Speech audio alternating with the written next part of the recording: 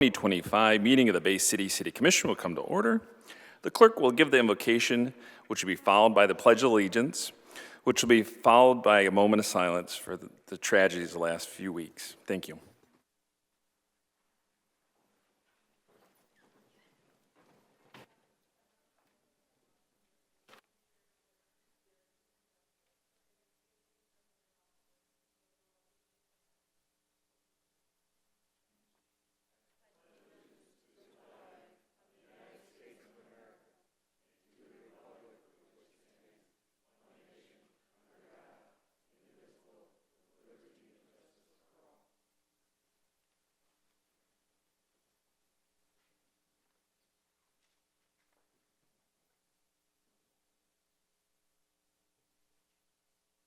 Thank you. Will the clerk please call the roll? Commissioner Cubit. Here. Coakley. Here. Doyle. Here. Tenney. Here. Zanotti. Here. DeWitt. Here. Rumberg. Charlebois. Here. Morris. Mr. Mayor. Present. I did hear from Commissioner Morris. I haven't heard from Commissioner Runberg, but is there a motion?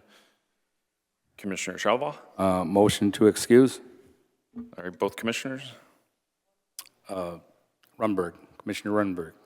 What about, okay, what about Mr. Morris? Yes, him also. Okay, thank you, Commissioner Coakley. Is there, I'd like to second. right, any objection to excuse the commissioners? All right, seeing none, those commissioners are excused, and we do have a quorum.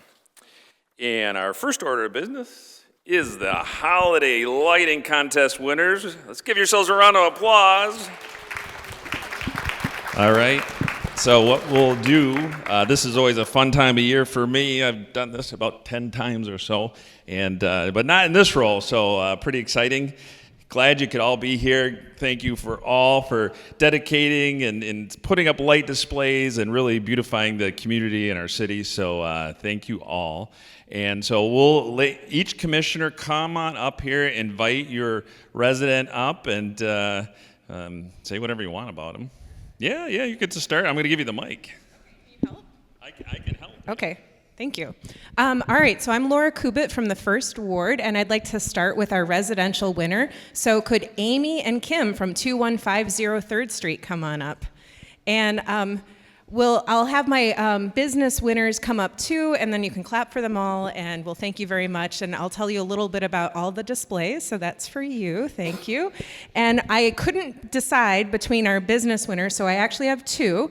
So if Ian from American Company Antiques could come up, as well as Scott and Tom from Level Up Lounge. And so as they're coming up, I just want to tell you a little bit about these displays. Did I say it wrong? Well, Howie's there too. So Well, Howie, you can come up too, but you said it was all Ian. All right, so thank you. And Scott and Tom, all right, that's for you. And you guys can fight about the gift certificates.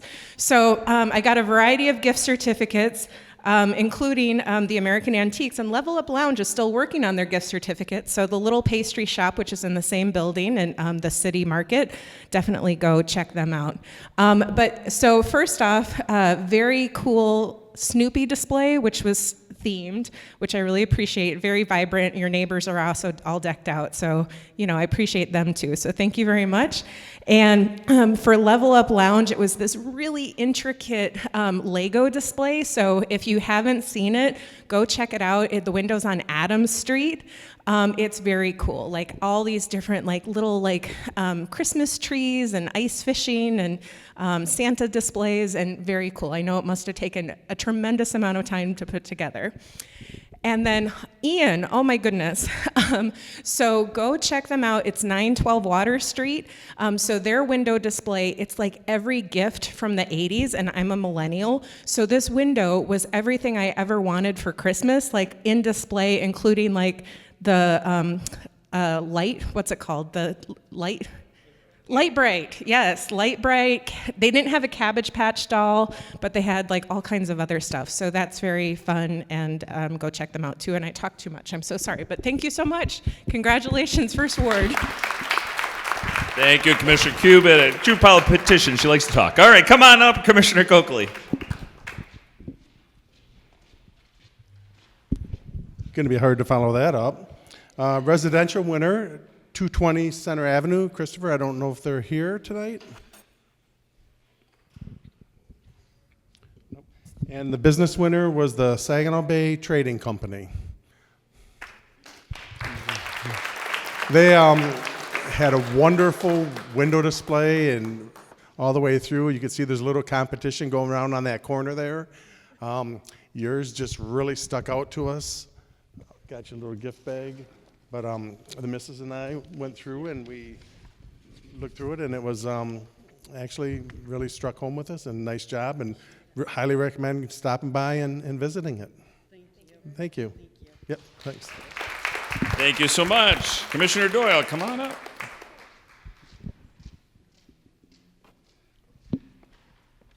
Thank you. I'm Katie Doyle, brand new commissioner for the 3rd Ward, and for my residential winner, I have 403 South Farragut. Are you here? Okay. And our business winner is Memories by Candlelight and the Pedal Boutique. Are they here?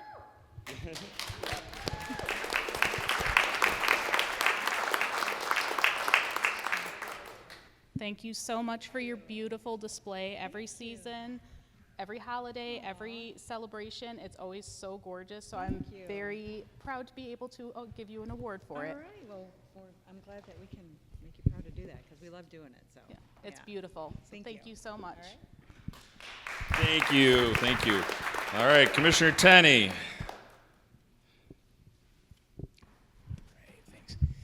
Alrighty, could I please have the Narvaez family and the folks from Paul's Flowers come up for the 4th Ward winners?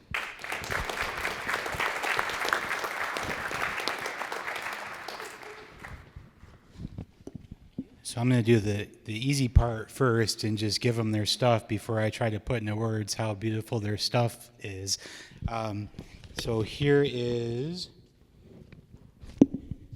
your guys's, and hopefully you can get lunch. It's for Los Pinos, a 4th Ward business with delicious food. You guys as well. So the Narvaez family, it's funny because they're like right across the street from Paul's, right? Hopefully you didn't mind me sharing that.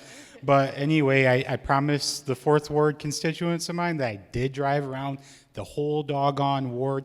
These guys shined the brightest. So very well done. Of course, thank you, thank you.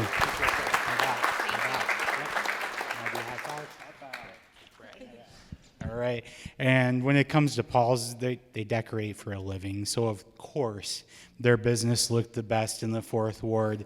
And funny little anecdote, when I went in there to congratulate them, Paul had a lot of feedback on how other decorations around town could be so much better. It really made me chuckle. So they are really passionate about this, and of course they won it. Well done, thank you.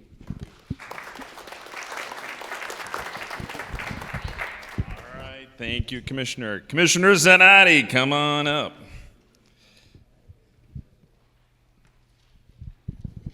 210 South Lincoln.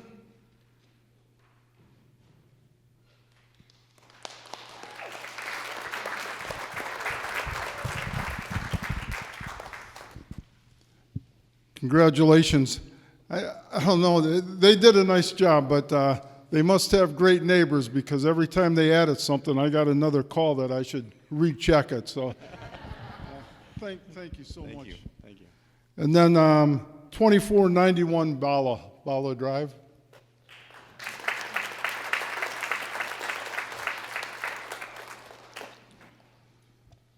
Great job. Thank A lot of detail. Oh, don't forget the gift card. That I won't do that. certificate isn't going to do you any good. Something for you. Oh, thank you. You're very Thanks a welcome. lot.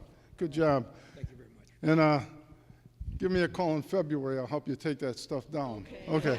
You're going to give everybody else a bad rap, Commissioner Zanotti.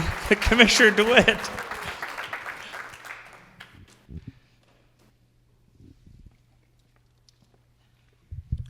Hello. I'm going to start with my business. It's going to be Mr. Ozarzak from Meats and More. Is he here tonight?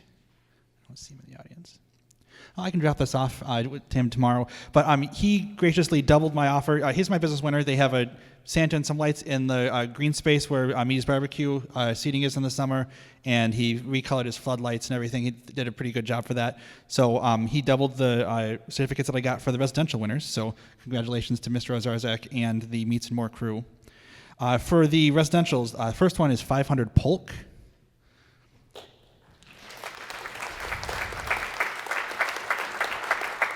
And they have a ranch house on a pretty decent-sized lot, which is rare in the 6th Ward. And he lined his roof all the way up with lights.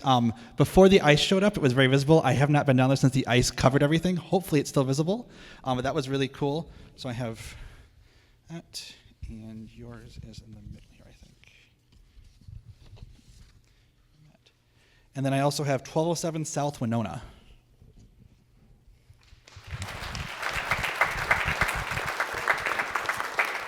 They have a large chorus of inflatables in their side lot, which is really fun to look at. And then if you're walking down the sidewalk, you can kind of hear the guys caroling on the porch too, which is really fun. So they have their stuff here. Congratulations, both of you. And again, I'll drop this off to Meats and More tomorrow. So thank you. All right. Thank you, Commissioner DeWitt.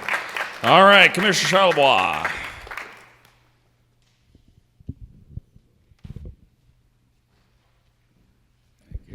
Hello, everybody.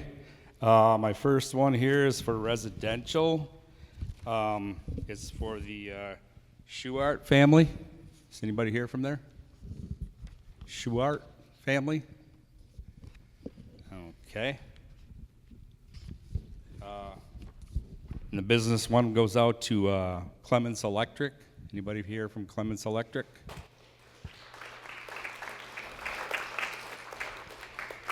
All right. There we go. All right, look at that. We have Commissioner Runberg. Are you ready? You want me to come back to me? Okay, because we're near the last one. Unfortunately, Commissioner Morris was a little delayed this evening, so he has 2 winners. So the residential winner of the 9th Ward is 912 Frank Street. Come on up.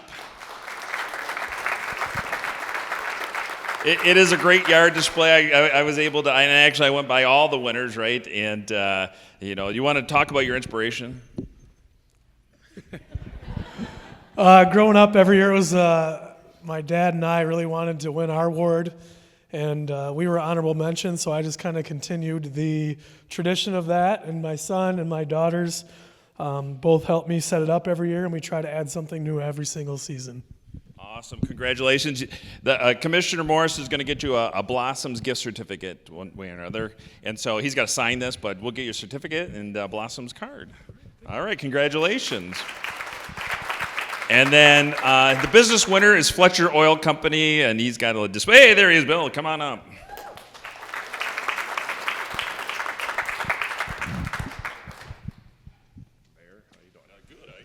Good. Oh, just with the weather this year, a little medical stuff. I only got about 30% of the stuff out I normally do, but still, yeah. I mean, I've got a 80-foot by 35-foot tall wall, and the things are projecting over those, and 300 and some odd feet of lights and all that stuff. So, but do it anyways to kind of light up that end of town. It gets a little dark down that way this time of year, so something people to look at. Perfect. Well, thank you so much. Give him a round of applause. We'll get you the certificate, and then Blossom's Asian Bistro certificate, I understand. All right. And then Commissioner Runberg, you are between me and the grand prize winners. Perfect timing. I appreciate your host abilities. So I have 2 awards here, one residential, one business, and I apologize, I don't have the name of the family that occupies the residence on Raymond, but if they are here, I have one for you. Do you have it right there? Look at that. You got to sign it. I got to sign this, but he looked it up for me. That's a great maker right there. So looking for the residents here, 307 Raymond Street. If they're not here, I'll make sure I get it to you. I'll drop it off to you tomorrow. And for my business winner, this one's always a neighborhood favorite. We're looking for the Santa House. Who's here from the Santa House? Any one of you? That's right. I know Jared Doan, the son, and there he is, right there, walking in. It is a busy time of year. It is a busy time. Thank you.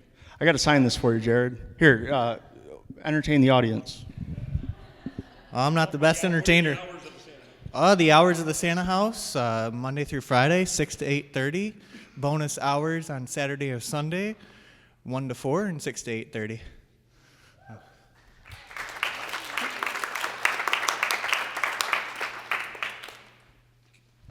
And congratulations, and thank you for all you do for the community.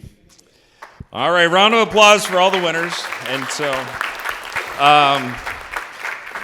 yeah, the grand. Who's ready for the grand prize winners? A little woo woo. All right. Okay, I know I'm in the 6th ward. Narrows it down. But this was a great display. Always a great display. They actually, in the background, there's a Christmas story playing right on the billboard, right so it is 1207 South Winona Street. Give them a round of applause. So what I was able to get out and get some businesses. I want to make sure they're all recognized. The DoubleTree donated an overnight stay. Nick Fletcher State Farm. He's got goodies from St. Lawrence Brothers and a gift certificate at Old City Hall. I got you a gift certificate for Herman Hiss. I got you a gift certificate for Unclaimed Freight. I got you a gift certificate for River Rock. Gift certificate for Mulligan's. I got a bag from Michigan Sugar. And then a gift certificate from Regent Floral and Mercantile. Those businesses donated all that stuff. So congratulations again. Round of applause. And you're going to be eating well in the neighborhood for a while. So there you go. Can you get it all? It's pretty heavy. All right. And my stamper goofed up. I'll get you another one if you. Thank you. All right. Round of applause again. And it's very tough. Like, I want to thank each and every one of the residences that you decorate, you go out, right? This year, you had a short window right before Thanksgiving, right, if you didn't want to freeze your butt off. So I know. So I put a big old Yeti up, and I'm like, thank goodness I did it when I did, because it was cold. So thank you. All right, and then the grand prize, business winner from the 4th Ward, Paul's Flowers. Let's give him a round of applause. So I have for you from United Bay Community Credit Union. They put together a full gift pack, and there's something in there that is an adult drink, and then some other stuff there, and then again, River Rock gift certificate, Unclaimed Freight gift certificate, Brooklyn Boys gift certificates, Mulligan's gift certificate, Regent Flora and Mercantile gift certificate. So congratulations. Yeah, and there you go. And I should have let you speak. Did you want to say anything? Well, we just enjoy the community. We love to watch all the neighbors decorate. So everybody that likes decorations and lights like we do, we appreciate all of you.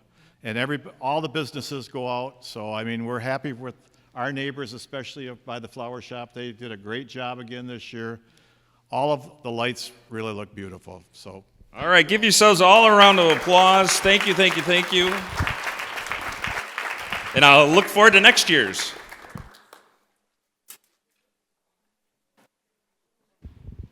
Oh, yeah. I mean, you don't have to leave, but you don't have to stay either. So.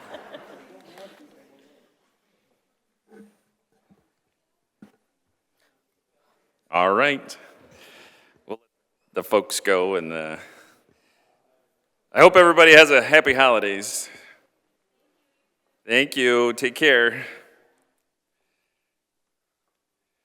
All right, we have the fabulous Sarah Parker here from Hay Bay City, and we're going to hear our 4th quarter report. Well, good evening, everyone. Merry Christmas. Thank you so much for having us here. Again, for those of you who don't know who I am, which I think most of you do, I'm Sarah Parker, Director of Workforce Development with the Bay Area Chamber of Commerce and with the Hay Bay City Initiative. And we are here to deliver our 2025 year-end impact report. So Hay Bay City is not just a marketing project, it's a workforce tool. It's designed to help employers find the right people, help job seekers feel supported and prepared, and ultimately to strengthen Bay City's pipeline. This slide shows our fourth quarter expenses, and it's going to be broken down into salaries and wages, marketing, and community outreach. Staffing is the largest portion, and that's because this work is hands-on. It takes real time to meet with employers, help job seekers update resumes, follow up, and make connections that lead to actual outcomes.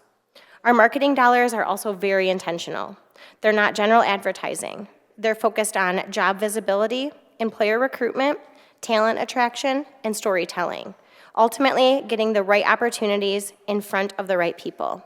At the end of 2025, we have a balance of a little over $23,000. Hay Bay City exists to solve a challenge we hear constantly. Every time I meet with an employer, they're asking, where's my talent coming from? Employers are struggling to fill roles. At the same time, job seekers can oftentimes feel stuck, like they don't know where to look, how to stand out, or who to talk to. This initiative connects employers, job seekers, and people considering Bay City through authentic stories, local job opportunities, and workforce partnerships. Storytelling helps people pay attention, but connection and action are the goals. In 2025, we stayed focused. We put our energy into two things, supporting job seekers and supporting employers.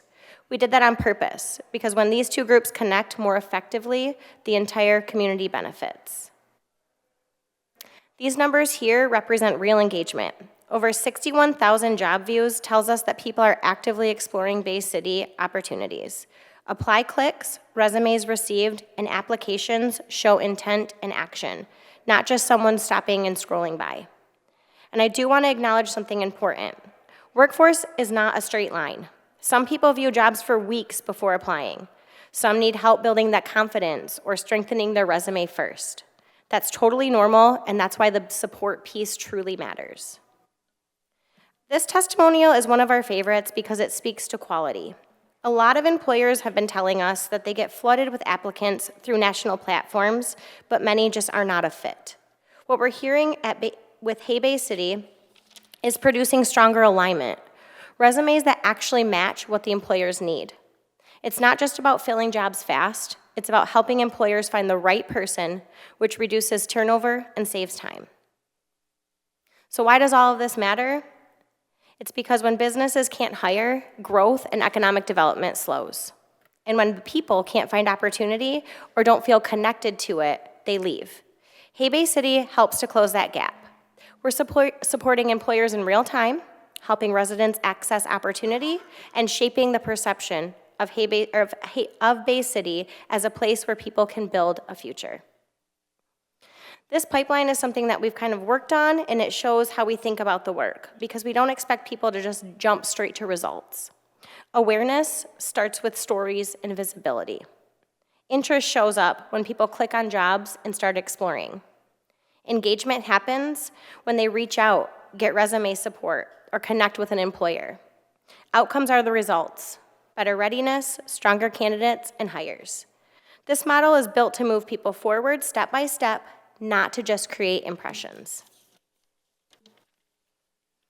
These services, honestly, are really the heart of what we do. We do a lot of placemaking stories, which is all great, but these one-on-one connections are what really builds our Hay Bay City. Employer meetings are relationship building. They're not just one and done. We learn what employers need, what they're struggling with, and where we can help. Job seeker support is ongoing. It's coaching, encouragement, edits, preparations. Sometimes it's just about being the person who helps them take the next step and realize that they have the skills to take it to the next level. Tailored opportunities also mean that we're not just pushing people toward any job, we're trying to match people to the roles where they can succeed. This is some of our partner impact. We've worked directly with the Bay Area Community Foundation, a very strong relationship with the Bay Area NAC ISD, Delta College with their apprenticeship programs, the MEDC we've worked directly with, Michigan Works, and then Saginaw Valley State University. We are very fortunate that we have some very high-level education, higher ed facilities right in our backyard. So what better way to support and keep local talent here than partnering up with our Saginaw Valley State University. Our partnership with SVSU is just a great example of how we're trying to keep young talent here. We're meeting students early, helping them see Bay City opportunities, and supporting them as they prepare for professional roles. This is long-term retention work. So we have been at pretty much every career fair that Saginaw Valley has offered in 2025. The one on the left, I'm pretty sure, is their accounting and finance fair. The picture on the right is we went to their Dine and Connect, which actually got us a chance to sit down one-on-one with students and explain the wonderful opportunities that we have here in Bay City. I know you guys already saw this, but I do believe that in our year in review, the student testimonial is truly impactful to show what we're doing to really help our students and our workforce stay in the area. This actually shows like the human side of the numbers. The student is describing real growth, feeling more prepared, strengthening a resume, improving interview skills, and seeing doors open because of it. That's exactly what workforce development should do. It should help people build confidence and competitiveness so that they can earn their opportunities. We're now going to get into the marketing side of Hey Bay City, and so I'm going to hand it off to Annabelle.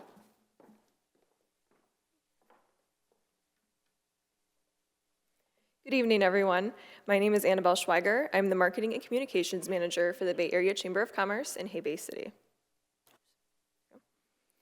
With 188,000 total views and over 62,000 unique users, the Hey Bay City website continues to be a highly visited source for information about living, working, and getting involved in Bay County. And the job page views are a strong indicator that job seekers are actively using Hey Bay City as a gateway to opportunities and that employers are benefiting from the real visibility and exposure that comes with the platform. With many users coming from Bay City, Midland, and Saginaw, local engagement remains strong. At the same time, traffic from Detroit and Indianapolis suggests that our opportunities are drawing outside interest and that people are actively searching Bay County. Taken together, these metrics show that the website is doing exactly what it was designed to do: help people discover opportunities, drive visibility for our employers, and put Bay County on the map as a place to live and work. In 2025, Hey Bay City reached more than 2 million people, built a community of over 18,000 followers, and maintains an engaged newsletter audience of 3,600 subscribers. This makes it a strong tool for promoting Bay County's talent, stories, and local happenings. This combination of multi-million impressions and steady audience growth is shaping how our community and future residents see Bay County, while the visibility it generates is actively connecting people to job opportunities, events, local happenings, and real reasons to choose Bay County as home. Numbers like reach and followers are certainly important, but they only tell part of the story. What really shows the impact of Hey Bay City is what happens after people see the content, and we see that most clearly in the comments of our posts. This is where visibility turns into action. People comment that they discovered a local business that they didn't know existed, that they applied for a job that they saw, or that they attended an event because it popped up in their feed. For example, on our Bay County Pinconning Park story, someone commented, "Thank you, I've never been and I'm looking forward to some exploration." On our Urban East story, we had comments like, "Didn't know you were there," or "I'll be in and I can't wait to check it out." And for Sanctuary Yoga, "I'm so glad that this was posted. I had no idea I had a yoga studio so close to me." Some stories also spark nostalgia, people sharing their experiences from years back. Herman Hiss in particular brought out comments like, "I still have the pearls that my mother purchased at Herman Hiss for my 18th birthday," and "We bought our dish set there 40 years ago and are still using it." These stories help people discover what's here, but they also remind them of why it matters. In 2025, we continue to use Hey Bay City as a storytelling engine for our community. We published 45 featured stories, each one highlighting the individuals, businesses, and organizations that make Bay County great. These were captured through interviews, photography, and videography. These stories not only elevate local voices, but also showcase the character and opportunity that defines our region. We also expanded our workforce and event visibility efforts through our New to the Job board or featured event highlight post, which we published 41 times throughout the year. These posts help job seekers quickly see new openings and give employers that meaningful exposure that we talked about before. And this doesn't even include the ongoing content we push out that isn't our own, sharing job fairs, local announcements, community opportunities, and major happenings across Bay County. All this together ensures that Hey Bay City remains a relevant, reliable source of information that amplifies what's happening here and strengthens the connection between residents, employers, and our broader community. When we look at our strongest content of 2025, 3 stories rose to the top in terms of interactions: Herman Hiss, Urban East, and our downtown restaurant investments feature. Interactions refer to the ways that people engage with our content, so that's likes, comments, shares, saves, that sort of thing. High interaction tells us that the audience isn't just seeing the content that we're posting, they're responding to it. These stories sparked conversation with people sharing their own personal experiences with the businesses in the comments, as I shared before, and it prompted people to share them with others, which helps expand our reach organically. We also saw a standout performance in terms of views with Real Seafood, the Major League Fishing Tournament, and a post promoting a downtown building available for lease. Views measure how many people actually saw the content that we posted, which helps us understand what topics capture people's attention. High view counts indicate strong general interest, whether that's excitement, curiosity, or people exploring opportunities. Hey, Bay City, Christmas is here. Oops, that wasn't supposed to go. For the first time this year, Hay Bay City expanded into video storytelling, using reels to highlight the people, places, and businesses that make our community unique. Video has allowed us to capture personality and energy, helping audiences feel more connected to the stories that we're telling. Our top performing reels for 2025 featured Lidwin Beach and Marina and Campground, Petit Four Pastry, Bay Valley Resort, Midland Street Books, and Pure Medical Spa. By leaning into video, we're meeting today's audiences where they are, strengthening engagement and elevating Bay County in a format that is dynamic, shareable, and memorable. So hopefully it'll play this time. We have... The tree lighting has been going on for over 30 years, but for the past 10 years, the Clements family has been bringing it to Winona Park. They bring the tree and they have the crews to decorate it, and they get help from M&K Farms and Clements Electric and the IBEW. They put up the tree and they also put up all the displays, so like the one on the band shell and here in the park and on top of the historical museum. We bring Santa to town and we light the tree together.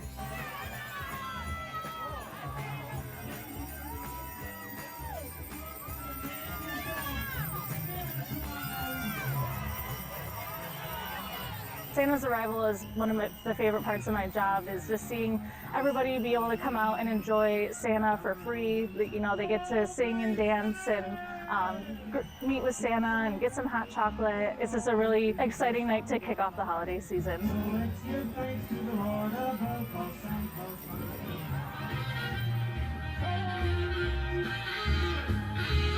You will get a sentimental feeling when you hear voices singing, let's be jolly, deck the halls with boughs of holly. Throughout the holiday season in downtown Bay City, all the restaurants and all the businesses will be open. On Sundays, we have Sundays in the City. We have free carriage rides from noon to 3 every Sunday, and those start here in Winona Park, right in front of the tree. And then we also have a Santa Buck that you can get online or you can get in any of the participating businesses. That's good for $5 off a $25 purchase.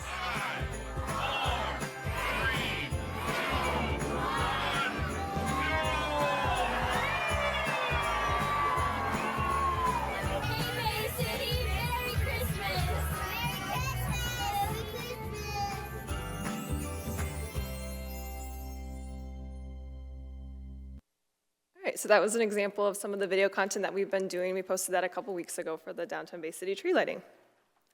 In 2025, our storytelling spanned nearly every corner of Bay County's economy. Through Hay Bay City, we highlighted a diverse mix of industries, from small business and restaurants to manufacturing, education, health and wellness, outdoor recreation, and more. This is absolutely intentional. It demonstrates that our community is not defined by a single sector, but by an interconnected ecosystem of employers, creators, and service providers. By showcasing such a wide range of industries, we're telling a more complete story of Bay County, one that reflects its economic strengths, its local character, and the many opportunities available for residents, job seekers, and businesses alike. Throughout 2025, Hay Bay City used placemaking, which is working together to improve public spaces so that they're places that people want to live, work, play, and learn, to not only tell the story of our community, but to physically bring people into the spaces that make Bay County special. In Q1, we partnered with the Bay County Library System for an event called Cozy Up at the Library, supporting their winter reading program. We set up inside the library with coffee and donuts, encouraged people to stay and read, and promoted the program before and after the event. In quarter two, we supported the work of the United Way of Bay County's Day of Caring, a community-wide cleanup effort by helping promote the event, encouraging participation, and then told the story afterward, highlighting the volunteers' impact and keeping this annual opportunity top of mind for future years. In quarter three, we launched Cardinals at Hell's Half Mile, a collaborative event with SVSU, Bay Metro, Downtown Bay City, and Hell's Half Mile. SVSU students were bused into downtown to explore local businesses, attend the festival, and experience Bay City firsthand and for free. The goal was to create a positive first impression that would support long-term talent retention in the Great Lakes Bay region. In quarter four, we wrapped up the year with coffee and a cleanup at Bay County Pinconning Park, hosted with our Energized Young Professionals Network. Volunteers grabbed a coffee and pastry and then spent an hour cleaning up the park together. It was a quick, hands-on way to show that small actions can make a real difference. Thank you again for your time and partnership. We are proud of the work we accomplished in 2025 and look forward to continuing our collaboration in 2026 to build a strong and connected Bay City. And we're happy to take any questions if you have any. All right, thank you. Commissioner Coakley. Thank you for the presentation. Just a few questions on my part. You mentioned keeping people from the area here with the jobs from Saginaw Valley and so forth. Do you have any numbers or success stories on that, or? So one of our big placemaking events for that was that Cardinals at Hell's Half Mile, and we had 49 students, most of them international students who had visited downtown Bay City for the very first time. They're still going through schooling, so we don't have any numbers based on like if they're planning on staying, but we did have 49 students that had visited. Okay. Out of that 49, I think there was 44 that had visited Bay County for the first time. Are you seeing strong interest in staying here and working here? Yes, that's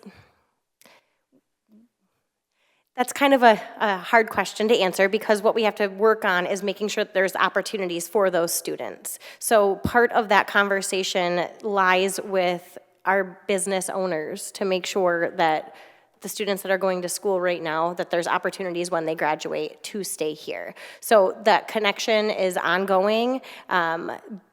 Nothing finite right now in numbers or anything like that, but it's just an ongoing conversation. It's not a one size fits all. We have to make sure that our students are interested. We have stories, we have cool things that are going on here, but on the other side, we have to make sure that we have those opportunities here. So that's what those face-to-face employer meetings are so impactful to make sure that that happens. That's one story I'd like to hear in the future of that happening.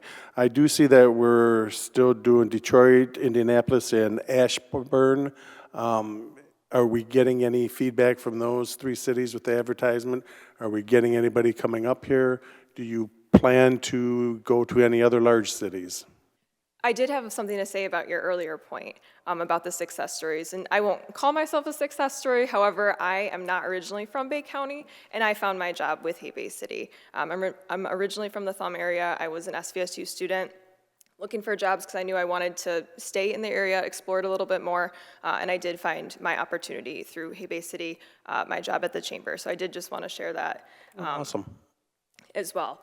As far as numbers from those particular cities, I don't think we have anything particular about whether or not they have yet to move here. The reason that we see traffic from those cities that aren't necessarily local, a big part of that is because of our Google ads. We ran a campaign, I believe, up until September of this past year, so that gives us a lot of outside traction there. I don't know if on the job seeker side, Sarah has heard of anyone who's come from those areas. Do you plan on adding on any other large cities to see what we can do there? So we don't necessarily add on cities. That's not necessarily how it works. Our Google ads have since been discontinued. We decided to do an intentional spend down of those to focus on more organic traffic. Something I mentioned before in our presentation, organic traffic is a lot more sustainable, and we wanted to be intentional with the dollars that we were spending. So we did, as the program was launching, spend a lot of those dollars to kind of get us off the ground with that Google ad spend, but that's something that we've been slowly spending down.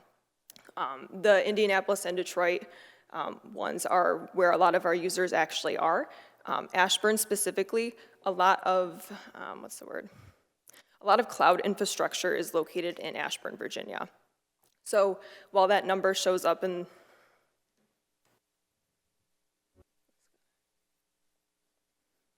So you'll see that Ashburn is a large percentage of that.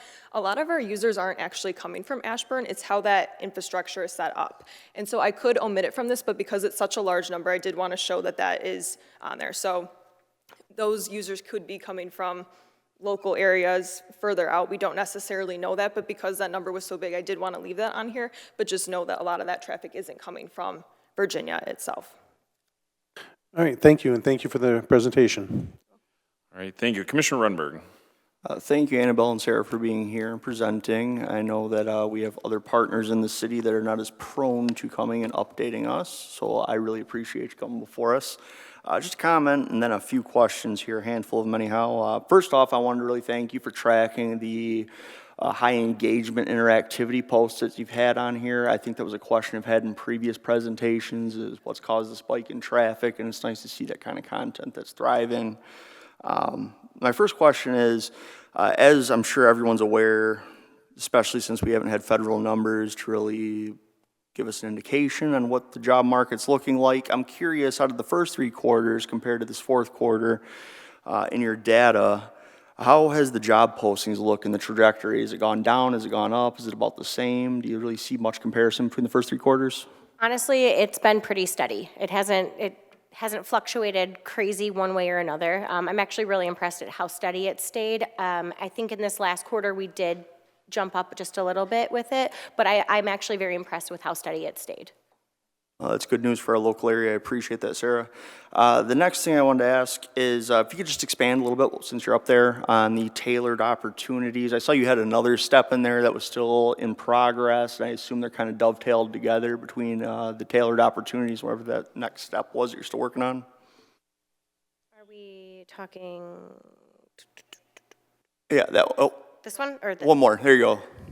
The job seeker support offered and the tailored opportunities. Can you expand a little bit what that program looks like? So the job seeker support, the reason I put on there is that it's ongoing, is I'm working with, in multiple different facets, so many different job seekers, whether they're just now entering the workforce or they're re-entering the workforce after 20 plus years their position's been downsized. So what I mean when I say ongoing is it's tailored for every single job seeker that reaches out to me. I have students from Saginaw Valley, from Delta, that reach out, maybe they need a tweak on their resume, or maybe it's their very first time building a resume. So when I say ongoing, the numbers, it fluctuates so much, I can't put an actual number on how many touch points I have with job seekers to offer that support. If it's offering upskilling, so I connect them with Michigan Works. If it's interview skills, we again, partner up with Michigan Works to help them hone in on those. So that ongoing portion of that is just that every single job seeker that reaches out to me gets a one-on-one conversation, consultation to make sure that we are tailoring what they need to be successful in the workforce. And the 34 tailored opportunities are the opportunities that I've been able to go into what we have posted on our Hay Bay City and actually send those out to the job seekers that fit that position. Okay, that's an amazing service. I appreciate that. And then the last 2 questions I have for you, I'll take them one at a time. First one is, I noticed and I understand that we just had the Christmas tree lighting downtown, so that's probably a lot of why the videography was focused on that. But has your organization been in contact with either the Midland Street Management Board or Midland Street Merchants by any chance? Sarah has been to some of the Midland Street Management Board meetings before and spoken with those individuals. The reason that the video was done for the downtown Bay City Christmas tree lighting is because it attracts so many people. We are very intentional with what businesses and what individuals and what locations they're at when we feature them. So there is a pretty diverse spread across locations in Bay County. So all of our storytelling efforts are not just focused downtown. I really appreciate that, and the west side of Bay City appreciates that. And then the last one I have for you, and I'm sure both of you, one of you have told me this in previous briefings, but it escapes me, but when is it supposed to transition the branding to Hay Great Lakes? So we are, the Hey Great Lakes Bay is already doing the podcast, but we want to make sure that everyone is aware that every single dollar that was invested in us for Hay Bay City is going to be spent on Hay Bay City. We don't necessarily have an exact stop point, but rest assured that every single dollar that was invested to Hay Bay City will be spent within Bay City and Bay County. So I wish I had an actual, like, this is the day, but I understand that we want to make sure, and I will make sure, that the money that was invested into Bay County stays in Bay County. That was my biggest concern, so I appreciate the clarification, and thank you both very much.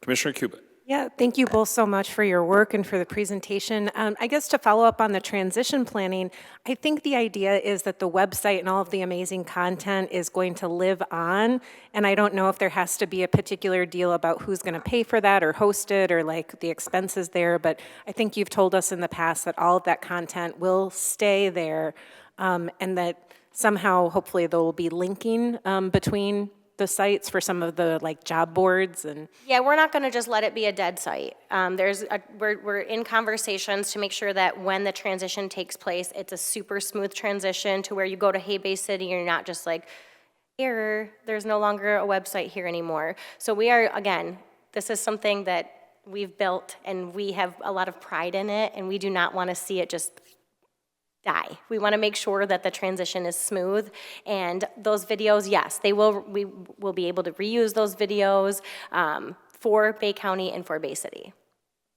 So much. All right, any other questions?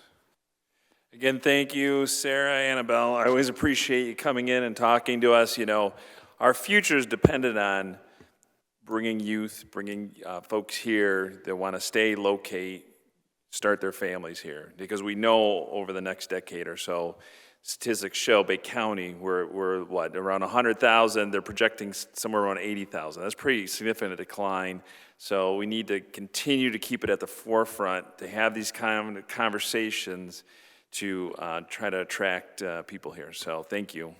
And Merry Christmas, everyone. Thank you guys so much. And Merry Christmas to you both. All right, next order of business is adoption of the agenda. Is there any motion to adopt the agenda? Commissioner Tenney.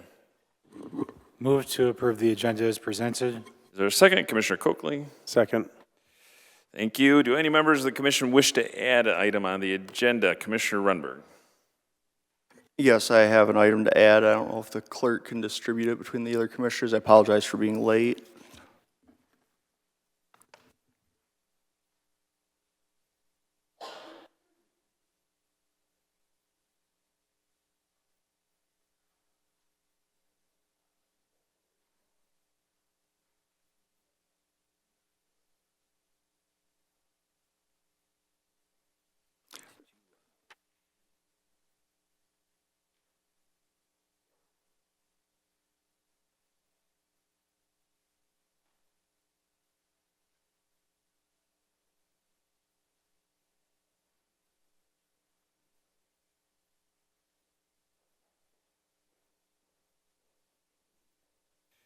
Okay, Commissioner Runberg, we'll read the proposed.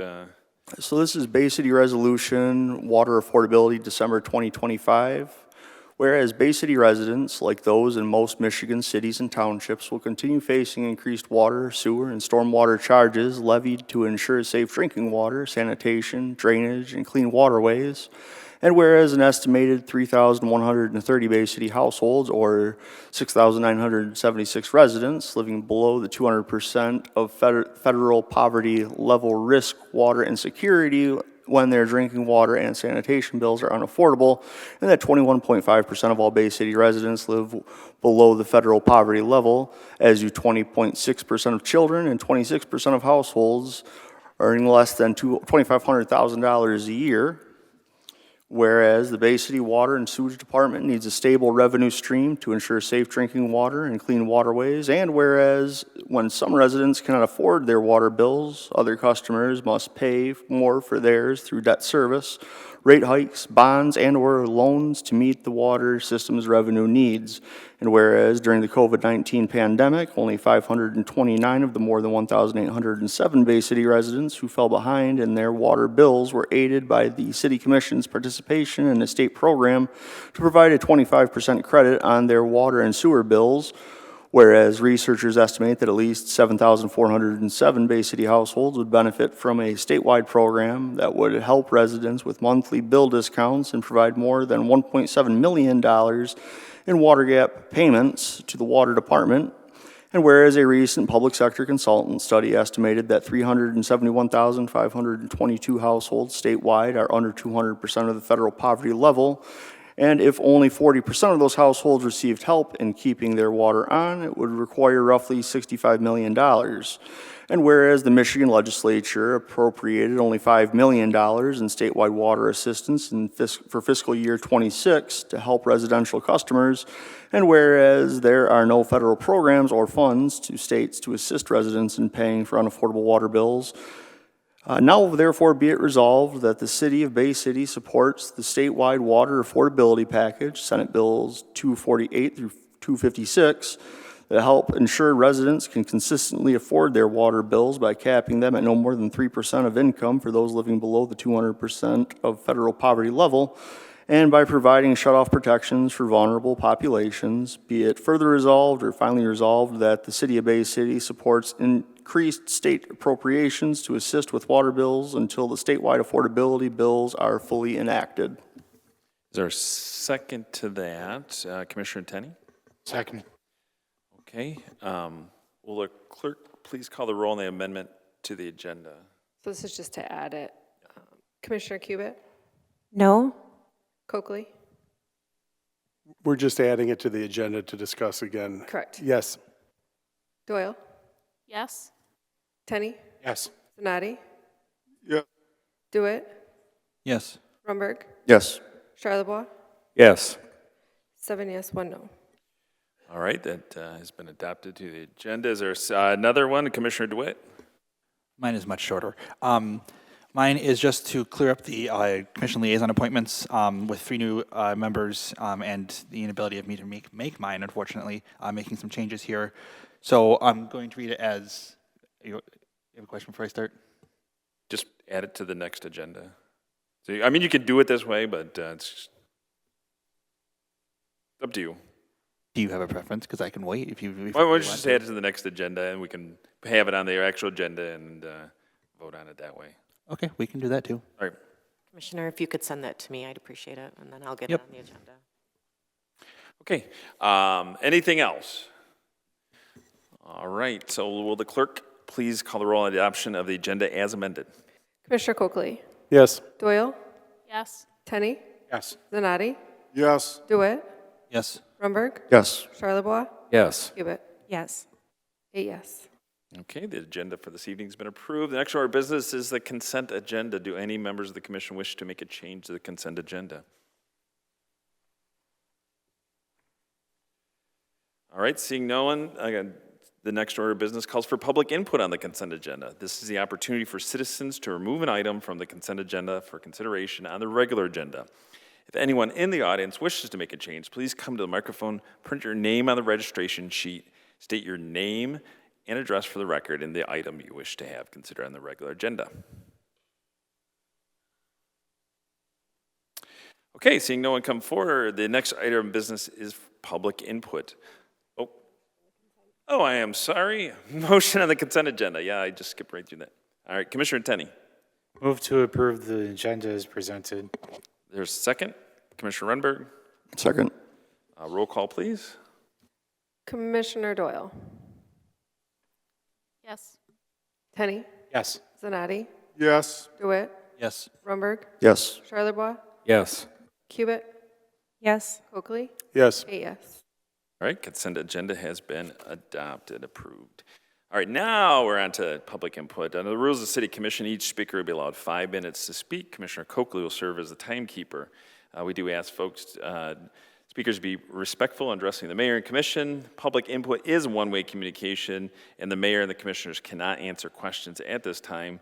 Please meet with them after the meeting if you need further information.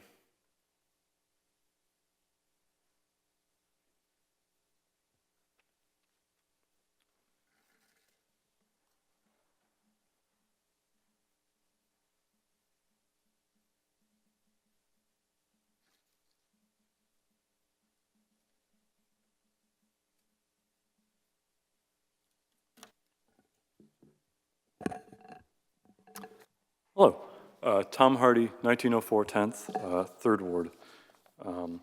It's going to be a little tough for me because I really hate being mean. I'm sweating a lot right now just standing up here, but I am going to be a little mean in my discussions. So my concern is the meeting that was held on November 24th to have our 3rd Ward seat filled. And before I begin, I would just like to say this is no disrespect to Katie Doyle. You seem great. I'm happy you're in the role. There's also no disrespect to anyone else who ran for the role. It really brings me a lot of joy to see so many people interested in the role, and I think all of the interviews went pretty great. What I am disappointed in, and what's just kind of really been eating away at me, especially as a 3rd Ward resident, is there were 10 speakers for the public comment for that. 10 people who took time out of their week, many of who have never spoken publicly at a meeting before, and they wanted to have their voice heard. And this is what they said. There are 10 speakers. They each endorsed a candidate. The endorsements are as follows. The speaker first, Kenzie Colton. The second speaker, Kenzie Colton. The third speaker, Kenzie Colton. The fourth speaker, Kenzie Colton. The fifth speaker, does anyone like to guess? Kenzie Colton. The sixth speaker, Kenzie Colton. The seventh speaker, Kenzie Colton. The eighth speaker, Kenzie Colton. The ninth speaker, Kenzie Colton. The 10th speaker, Kenzie Colton. I typed all of these out by hand. I listened to it. I didn't use AI. I didn't use any tricks. These are all typed out as best I could get them. And it was just breaking my heart to do that because I'm listening to all these people, some of them for the first time feeling like they really have a voice that they want to share, for the first time feeling like they want to get involved in their local community. Some of them probably for the last time feeling that way because they don't know that in about 15 minutes they're about to be metaphorically spit on by about 2 of the members here. Because when the vote would occur, you know, it's a ranked vote for anyone who doesn't know. So it is, you rank your choices from first to last. 10 people all spoke in favor of one person, but 2 commissioners went out of their way to rank that person as dead last. And you both know who you are, and can I name names here? Yes? Well, I mean, it happened. Can I name names? I mean, you can say the, I mean, if you have the information. Commissioner Zanotti and Craig Coakley, Commissioner Coakley, both ranked these people dead last. And at first, you know, I was like, okay, I'm probably being too hasty. Certainly, you know, maybe Craig Coakley just had a lot of emails endorsing all of these other candidates. So I did a FOIA. I got all of his emails for November. Thank you to the city manager for the help there. I looked through them, and to the best of my ability, and please feel free to correct me if I'm wrong, there was a single email there endorsing a 3rd Ward candidate. I have that email printout here. They're endorsing Kenzie Colton. Craig Coakley asked them for their opinion. They responded. I believe that they said, thank you for the valuable input. This person emailing is, of course, me. I said that. So I just have a hard time with that. I just really don't get it because I understand that the public does not have the vote. I understand that is the commission that has the vote. But when it is so opposed, when it seems that the commissioners are reviling the public for even having their opinion, that just really breaks my heart because public opinion doesn't change when you don't like it, and it doesn't change if it makes you feel old and out of touch or like you don't know this person and you don't like them, you know. So I have a hard time with that. So my operative question is to the entire commission is, you know, does this kind of thing embarrass you? Does it make you feel embarrassed to see this, to see 2 commissioners so heavily disregard the opinions of the public who is taking time out of their lives to care about this for once? And you know, I need you to think about that. And if you're shaking your head no inside of your mind and you're really grateful that, you know, you own the public by going against what they wanted, then I really think you should consider resigning because I don't think this is for you, and I think that there are people who will take this more seriously. I did also find in the emails, there's email that the mayor shared. It's about a study that says about 25% of local elected officials seldom or almost never trust their residents. Commissioner Runberg. Move to approve the speaker, 2 more minutes. There's a second. Commissioner Tenney. Second. Thank you. Is there any objection? Seeing none, the speaker has 2 more minutes. Thank you. I'll wrap up. About 25% say they seldom or never trust their residents. So we have about 2 commissioners who seem to not only not trust their residents, but to actively revile and go against what they want. And, I don't know, I'm a member of the public, so maybe I can't figure out what 2 and 8 is, but, I just don't understand why you'd be in this commission if that's how you're going to go about things. So I really urge the commission to look to their fellow commissioners and also to look inside and see, is this the person I want to be up here? So thank you for your time. I'll take the email with me. I'll take the study with me. I'll leave the public opinion up here. The 2 commissioners can throw it out after the meeting. I hope it brings them joy the second time. Thank you. All right, thank you. Anybody else like to come forward for public input?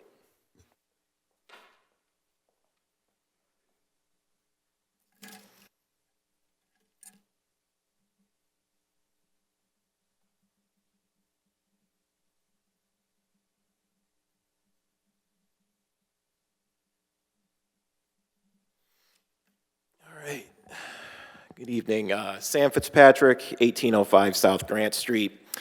I'm here today to make a statement on some very serious safety concerns going on in my neighborhood. I'm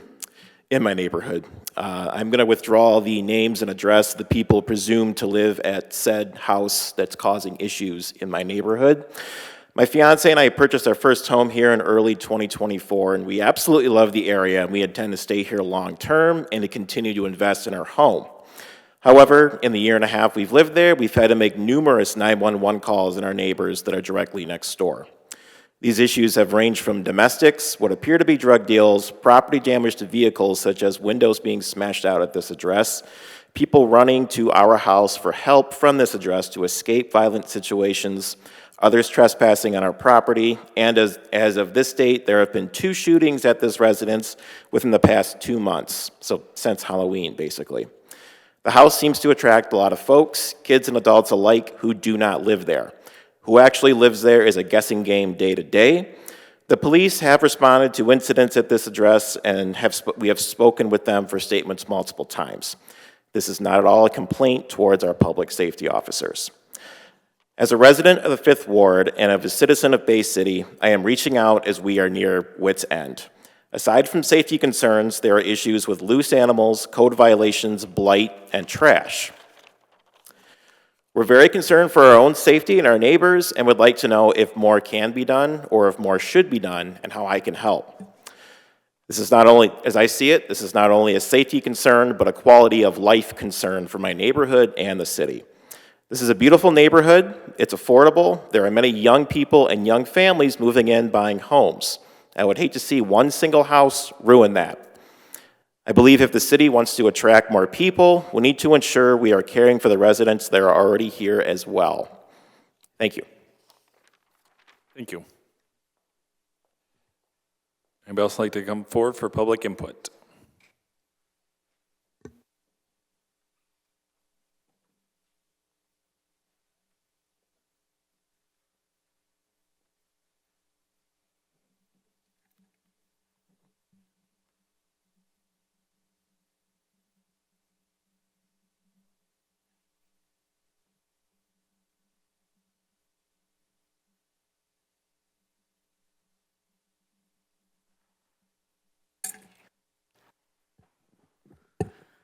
Hello, my name's Valerie Blakely. I'm here with the People's Water Board Coalition.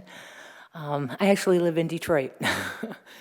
We traveled a long way to come speak with you today to talk about the resolution to approve supporting water affordability legislation, the statewide water affordability legislation. I was glad to hear you talk about it at the beginning. First, I'd like to apologize that our executive director, Sylvia Orduno, is not here.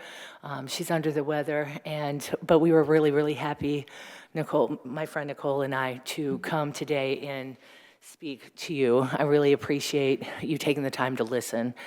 You know, we've been all over Michigan talking to folks about not being able to afford their water and the struggle that it is on a day-to-day basis when they don't have water. We've talked to folks here in Bay City who said, you know, we don't have any kind of assistance program. If we get our water shut off, it's, you know, there's no help whatsoever. And you see that across the board in every Michigan city and small town. So there's a desperate need for people in Bay City, people in Jackson, Michigan, people in Detroit, people all over Michigan, people in the UP to be able to afford their water. And the only way to do that is to have statewide legislation that, that puts that into law and makes sure that people won't get their water shut off. I'm an impacted person. I come to this work because my water was shut off at one point in time. It was really difficult for my children and for my family. It's something that you never quite get over. It's very traumatic. It's still to this day, and that it happened. I've been in this work now for 10 years.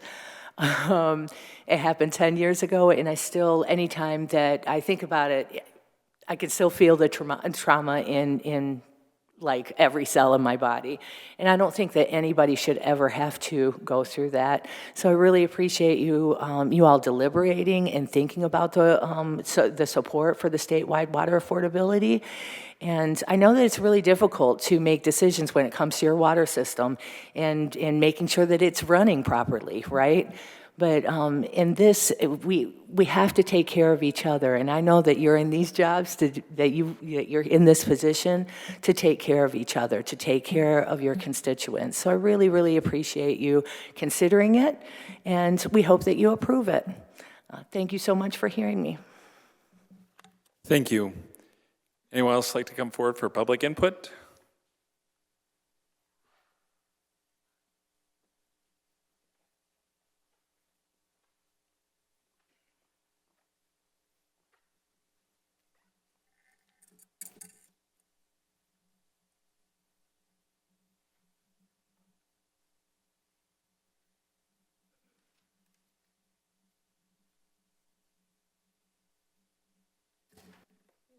Commissioners, Mayor, just as my co-worker iterated, I am also from Detroit and part of the People's Water Board Coalition.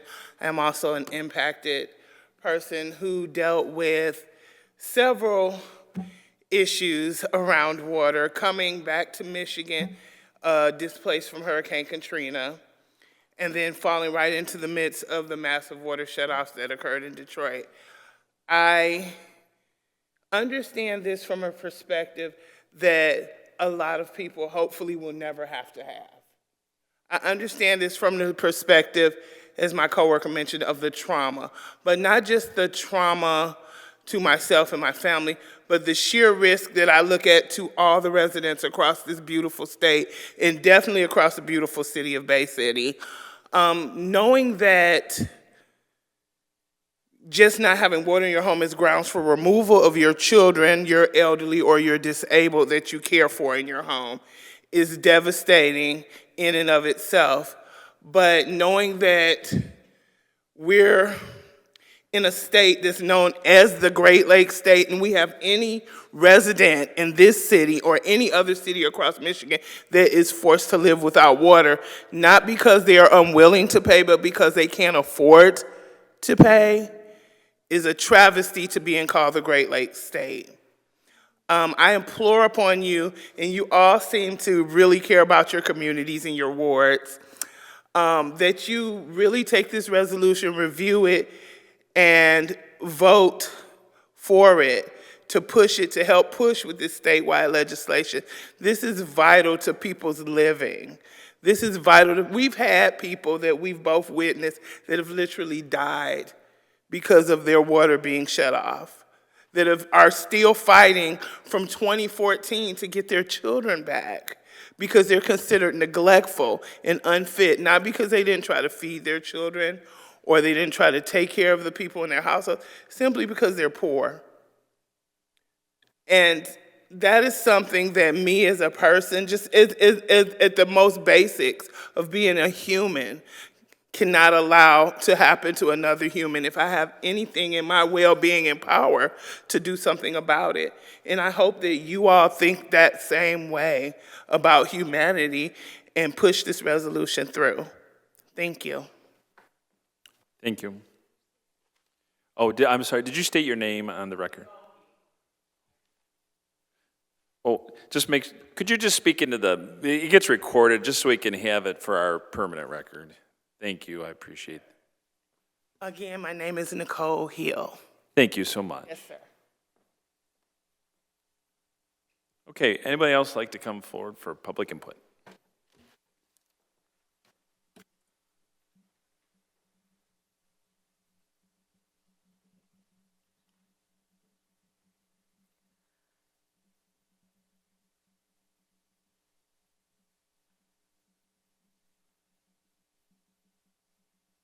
I just had that same kind of panic when you're in like the grocery checkout line and you're trying to count out like your exact change, because I feel like you're all looking at me, right? My name?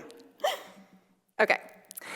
Hello, my name is Serenity Hope Salak. I'm running for Senate District 35. I'm running as a Democrat. I'm running because, well, I feel like democracy is crumbling around us, and the least I can do is leave a stable democracy to my children. So I am a mother. I have 2 children, a 15-year-old and an 8-year-old. I'm a wife. I've been married for 10 years. I was a caseworker for 11 and a half years at the Michigan Department of Health and Human Services. I've resolved or attempted to resolve many of those shut-off, Saginaw shut-offs. Unfortunately, there are just not the funds there. The cap on that program, I believe, is $170. I don't know if it's changed since I was last there, but there's seldom a water bill that you can resolve in $170. So I was raised in a trailer park, low income. I've had my water shut off. I've had my lights shut off. I'm a first-generation college student. I was the first person in my family to run for public office, and I want to tell you that programs work. I am the result of programs working. I'm a middle-class woman living in a middle-class suburb, whereas before, I wasn't such. Pell Grants, I was brought up on WIC and food stamps and Medicaid and public student loan forgiveness. And I am debt-free now because of public student loan forgiveness. And I want those opportunities to be here for my children because I want my children to stay in the Great Lakes Bay area. I feel like these programs are constantly under the knife. As we've seen, the Republicans in the Senate snatch away $645 million of approved funding that their voters had voted to have those issues resolved. They had voted for those programs. We were all on board, and then suddenly we're not. And that's not cool. We don't do those things in the dark. That's a bad look. And so we need good people to run for office. And I don't like to toot my own horn, but I consider myself a good person. I'm a lifelong Michigander, and one of the ways that I feel we get people to stay in the Great Lakes Bay region is we treat childcare like the economic infrastructure that it is. We expand pre-K for all to include 3-year-olds. We issue vouchers for babies birth through 2, and those are no income eligibilities on those vouchers. I have administered those vouchers 1,000 times over. All the infrastructure is there. Speaking of infrastructure, we build up our before and after school programs in every single school so that every child can have a warm and safe place to be from 7 to 6 and have a snack, because they deserve that, because that's basic human dignity. I also propose that we pay daycare workers a living wage, and that you are able to use this daycare assistance for retraining for a job, for continuing to have the job you have now, for taking a technical program so that maybe you can go to be a welder or something like that one day. I am a testament that you can change careers many times over and still have a happy and fulfilling life. And that's what Michigan needs to get on board with, because we have jobs here and we have people here, but they are not trained for the jobs that we have, and we can fix that. We need to get private interests out of our elections, out of our schools, out of our infrastructure. We should not be charging people money to get to the grocery store when there's food deserts on one side and the Walmart on the other. That's basic human dignity. So my name is Serenity Hope Salak. I'm here because I want to show basic human dignity. The way I do that is I show up where you are, and together we lift each other up, and then we're going to rise up. We are going to fix the problems that keep Americans, well, specifically Michiganders in Senate District 35, feeling like the wage slaves that we have, at least since I've been here. Thank you for your time. Could you state your address? I didn't know if you. 1630 Van Wagoner. I am a Saginaw Township resident. Thank you. Anybody else like to come forward for public input? Okay, seeing no one, next order of business is remarks of the mayor. Do commissioners have Commissioner DeWitt? The first one is the mayor's the city commissioner. Have we gotten an update from Mr. Streeter on the drop-in shelter in the last week and a half or so? I believe I sent you an update prior to this last weekend.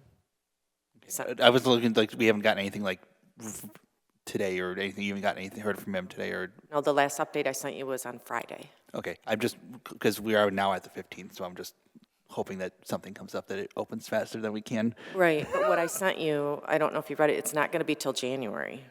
Like, I sent all the details in that email. Just looking for something better. That's all I'm trying to do, and I understand you're not the one who's in charge of that. So the other one I have, in the resolutions for the $5 million bonding for lead and galvanized, where would this put us in funding toward being complete? Because I know we're kind of getting close, but we're not quite there.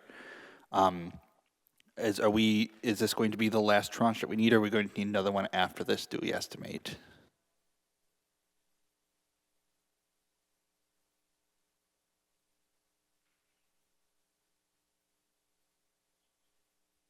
I can have Marty, if you want to. Is Marty gone? Did he leave? He's not here? Okay, you want to come up, Bob, while I'm looking for this? I know we have in the cover rec how many we have left to do, so that would be in the budget.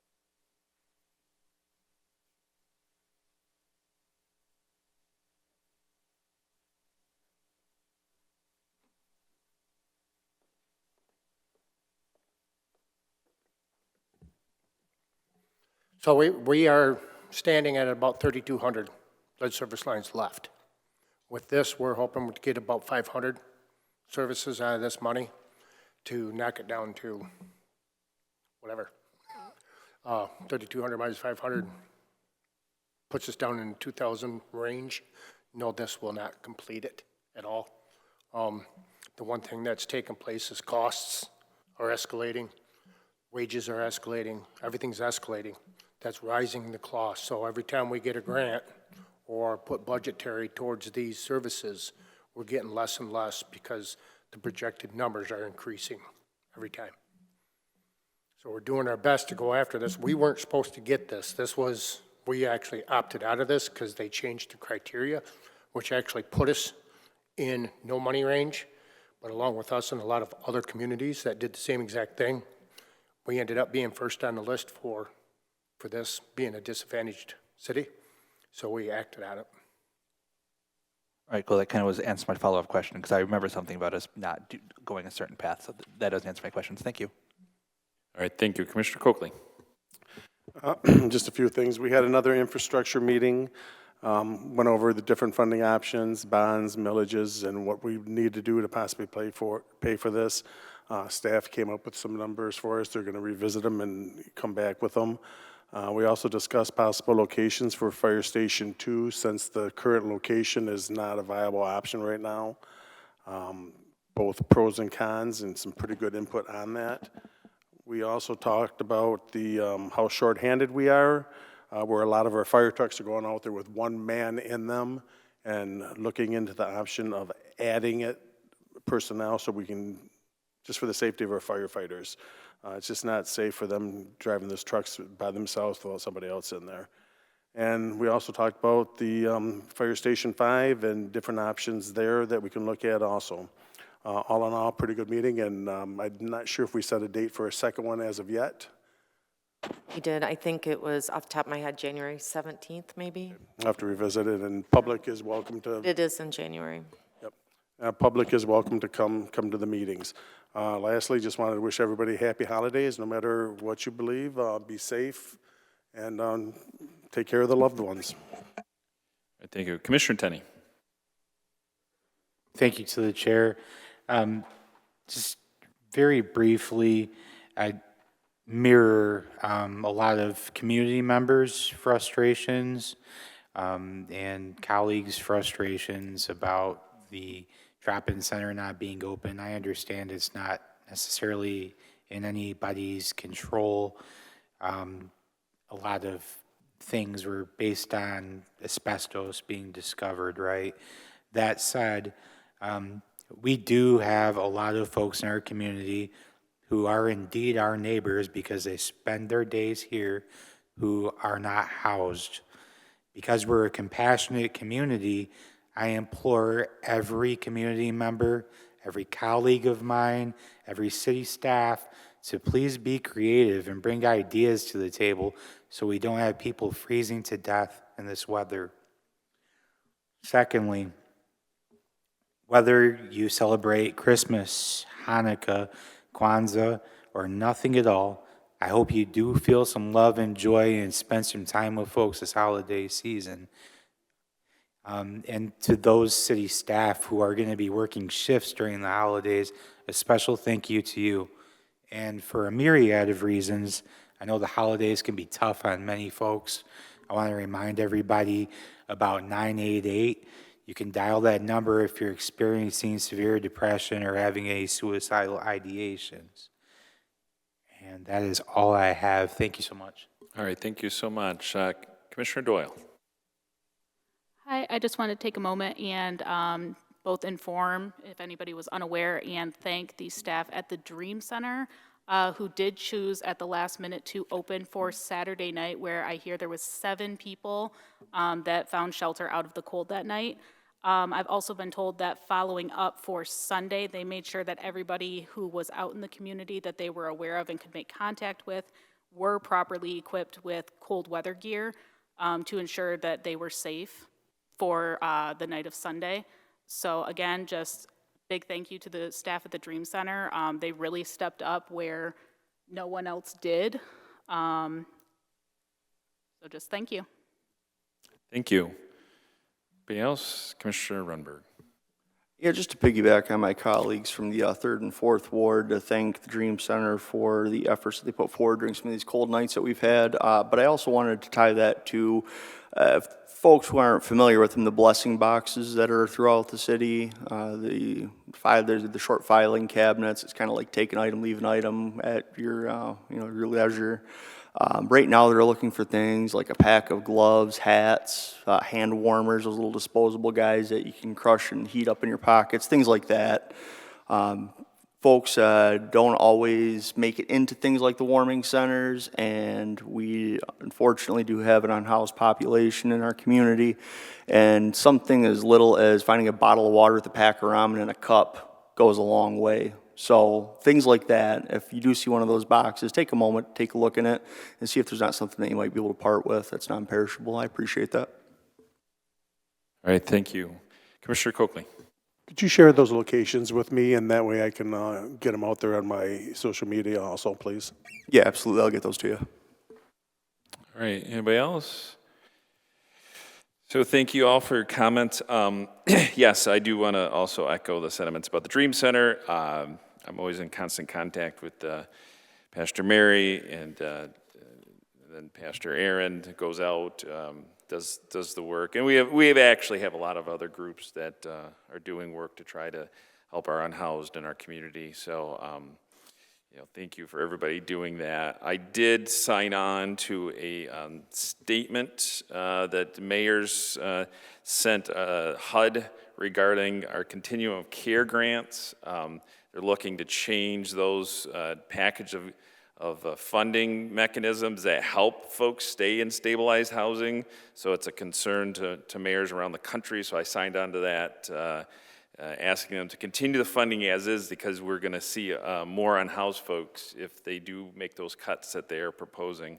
Feel free to others if you kind of look that up and what they're looking to do at HUD for those changes and send your Congresswoman a letter. Also, last week I did unfortunately find out that on the state level, state House Republicans did propose cutting $640 some odd million of funding that had been allocated prior, and part of that funding is $1.6 million that at the time the State Senator Rivett helped secure for the city of Bay City as part of reimbursement for a portion of funding for the bridges. My understanding is not necessarily done deal yet on cuts. However, and I'll have the city manager talked about if it is finalized and they do make that kind of $1.6 million cut, I'll have her talk about the impact to our budget. Part of the conversation with those cuts is that it was lingering, but it's only lingering because the fact that Lafayette Bridge wasn't complete. So I don't know if you could address that, the impact. Yeah, I think I'm going to back up. So in October, I was notified by State Representative Timmy Beeson's office that the funding was not ours anymore back then. There was a ruling made by them in Lansing that there was a conflict of interest when this money was awarded to us related to the City Commission Board and then the person that got the grant for us. So the state representative worked through that, got this assigned to him. He had written a letter to the Department of Labor and Economic Opportunity so he could take over those funds and get them for us. So since then, as the mayor stated, it came out that the $645 million of cuts that are coming, and of course our portion of that $1.6 million is included in that. I had a couple spirited conversations with State Representative Beeson. I gave you all the letter tonight that came back after our conversation. He seems to think that it is still going to go through. He's going to try to get it appropriated to us again. I'm confused on them saying that the money wasn't used or the money is sitting there, so they're sweeping that back because it's their project, right? So it's their project that they have the money saved to pay for our fund. So that baffles me quite a bit as well. For our budget, it is going to impact us. It's going to hit our budget. It was budgeted for this year. We're going to have to take a look at what we're going to have to cut in the street budget, which we don't want to do. We're going to have to look at maybe being creative and try and find some money in other funds, but it is going to hit our account hard. So hopefully we hear more. I had talked to the state representative about myself and George Martini going down to talk about our the budget downfalls and what it's going to do to our community. I think everybody needs to know that this is going to hurt our street budget when we're trying to do our streets right now. So that's all I have. Yes, Commissioner Runberg. Thank you, Mayor. Question for you, City Manager. You mentioned something about a conflict of interest as part of it. Can you elaborate on that a little bit? That was the wording that the budget office used with the state representative, that there was a conflict when that award was made to us. But we were never told. So none of that came back to us. He only found out from the office himself. Nobody shared that with us over the past year. So we have nothing beyond speculation as to what that might be, the conflict?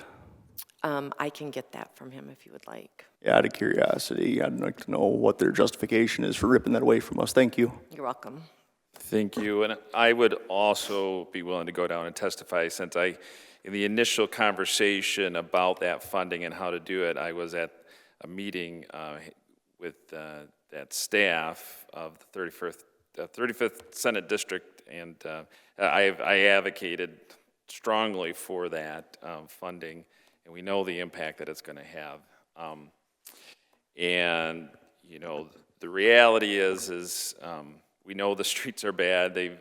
in Lansing advocated for streets and roads and repairs, and to kind of pull it out like they have is a little frustrating. Commissioner Tenney, you had some comments?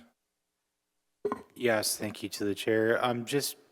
Just out of curiosity, through the mayor to the city manager, if this 1.6 million is pulled from us, would the resolution to allocate those dollars to fixing our roads have to be reworded, or would there be a budget amendment on our agendas, or what would that even look like? Hoping we don't. It's going to take a conversation with all of us where we're going to pull that, right? What are we going to give up for our residents to make that 1.6 million? So yeah, we're going to have to maybe bring some ideas of where it could come from, but unfortunately, it's going to hurt our projects, whether it be a street or any of the other departments.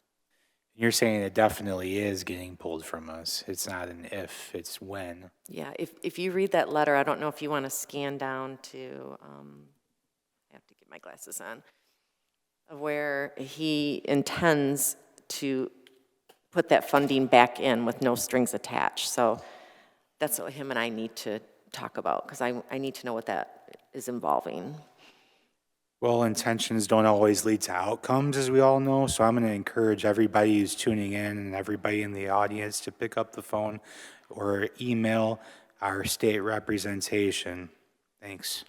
Thank you. Yes, I would echo that comment, both at our local level and state leadership, because those are the folks, there's a lot of in the dark decisions being made, and which is unfortunate because it impacts people here, right? And,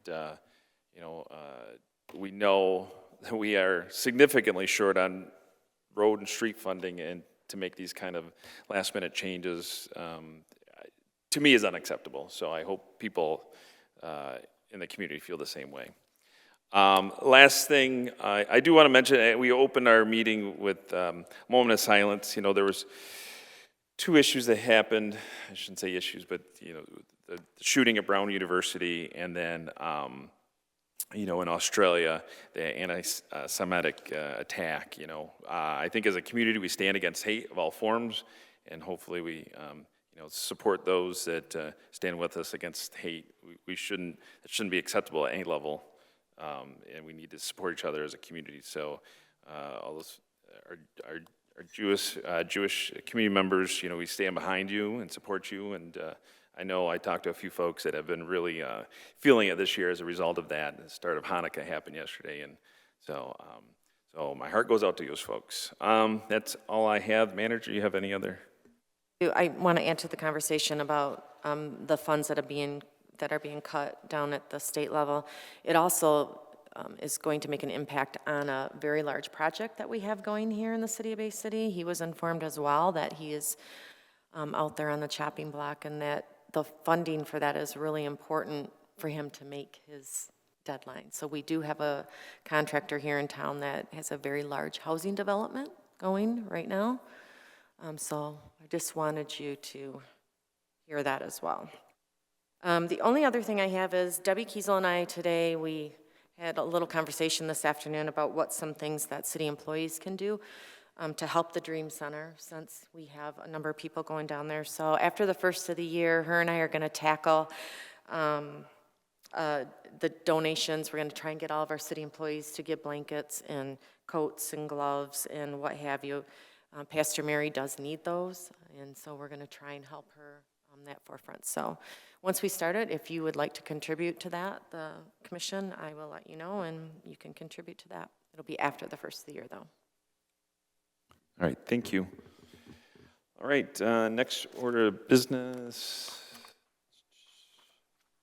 We are regular agenda.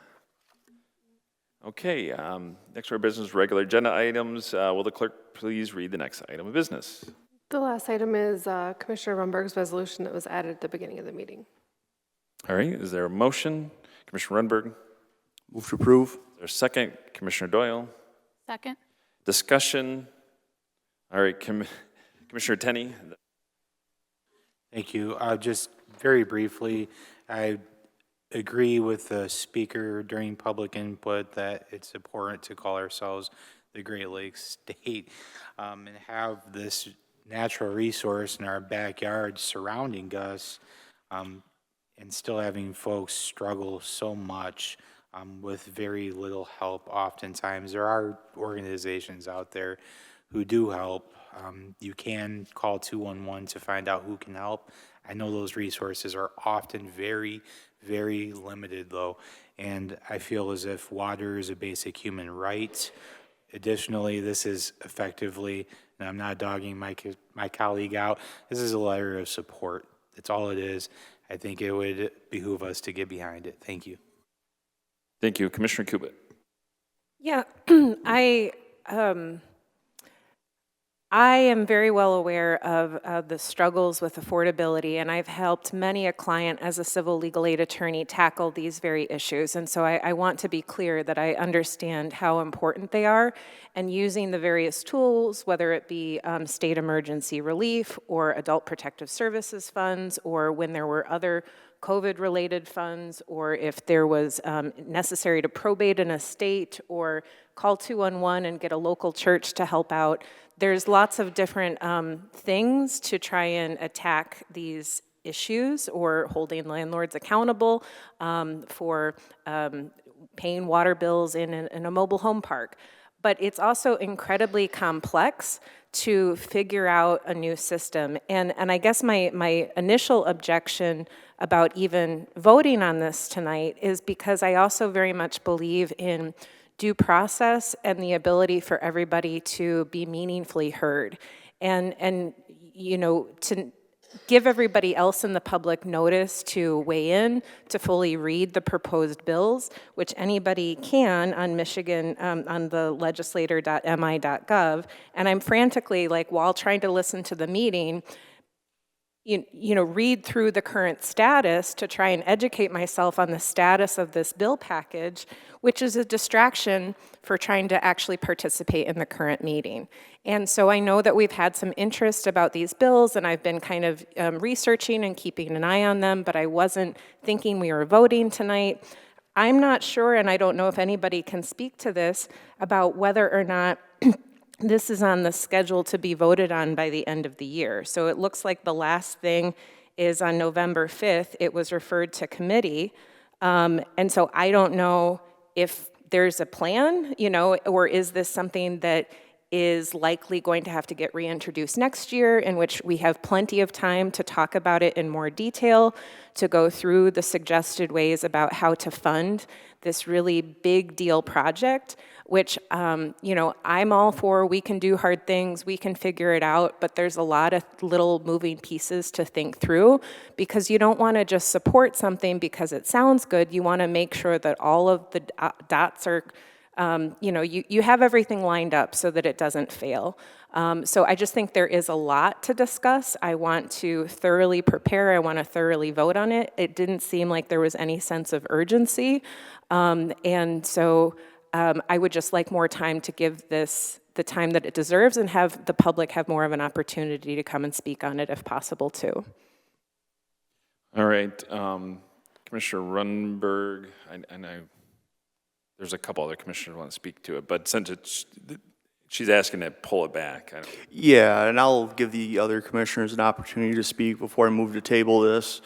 First off, I do want to apologize to my colleague from the First Ward, as well as the rest of my colleagues on this commission. I did have a brush with the norovirus during the last meeting, and I apologize for missing that. And then due to some professional issues, because unfortunately I'm a commissioner mostly by night and a professional by day, this one got away from me before the deadline.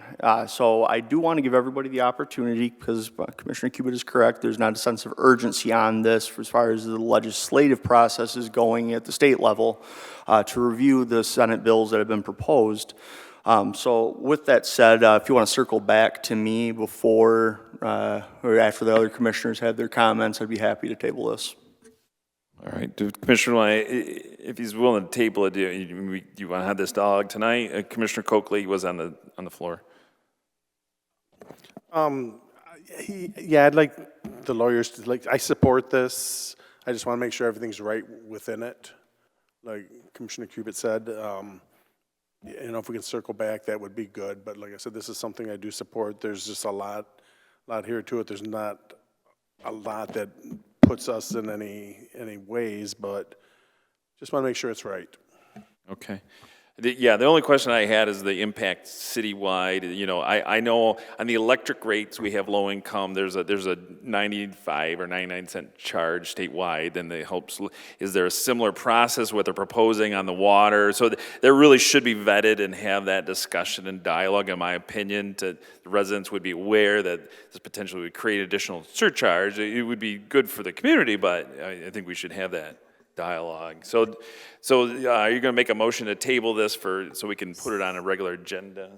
Yeah, absolutely. While I certainly encourage you to review the Senate bill, but it looks like it's about $1.25 per household is what raised the rates by, but it would take care of the low-income residents who are struggling. So with that said, I move that we table this until the next meeting to give the commission opportunity. So we're going to it's refer to staff, and then we probably need to let the city manager get an opinion on that. That works for me too.